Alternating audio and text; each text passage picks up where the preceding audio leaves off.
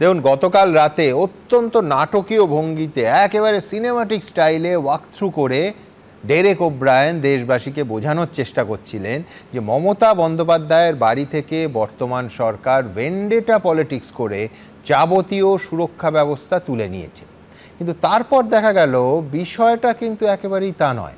টানাপোড়েনটা আসলে ব্যক্তিগত রক্ষী বা পিএসও বদল নিয়ে। এটা ঠিক যে 20 বছর ধরে মমতা বন্দ্যোপাধ্যায়ের পিএসও ছিলেন স্বরূপ গোস্বামী এবং কুসুম দ্বিবেদী। তাদের বদল করে নতুন অফিসারদের দেয়া হয়েছে বলে নেত্রী নতুন অফিসারদের না নিয়ে শটান ফেরত পাঠিয়ে দেন। শোনা যাচ্ছে আজ বিধানসভায় মুখ্যমন্ত্রী শুভেন্দু অধিকারীর সঙ্গে মমতা তৃণমূলের 5 শীর্ষ বিধায়কের বৈঠকেও এই প্রসঙ্গ উঠে আসে। আমরা দেখিয়েছিলাম, এই অনুষ্ঠানে আলোচনাও হয়েছিল, একটা ঘটনা দর্শকদের মনে করিয়ে দিতে চাইব। ক্ষমতায় আসার পর গত 11ই মে পুলিশের শীর্ষ কর্তাদের সঙ্গে বৈঠক করেছিলেন শুভেন্দু অধিকারী।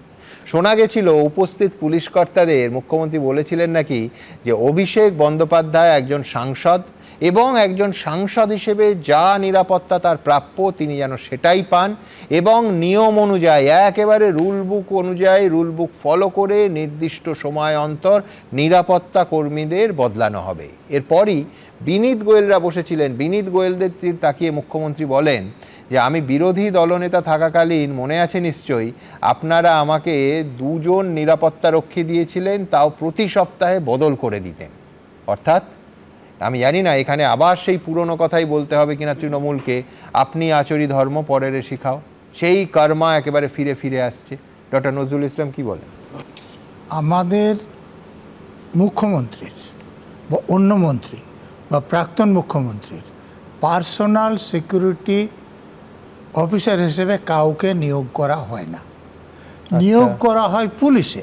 যেমন আমি বলছি, কলকাতা এলাকার যদি কথা ধরেন, তাহলে এই যে কাকে নিয়োগ করা যাবে বা কাকে নিয়োগ করা যাবে না বা কতজন নিয়োগ করতে হবে, রাজ্য পুলিশে যেমন সেটা আইবি ঠিক করে, কলকাতা পুলিশে সেটা এসবি ঠিক করে।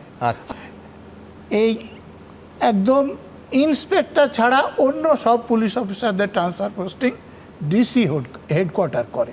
কে কোথায় কতদিন থাকবে তার একটা টার্মও আছে, কোথাও 2 বছর, কোথাও 3 বছর।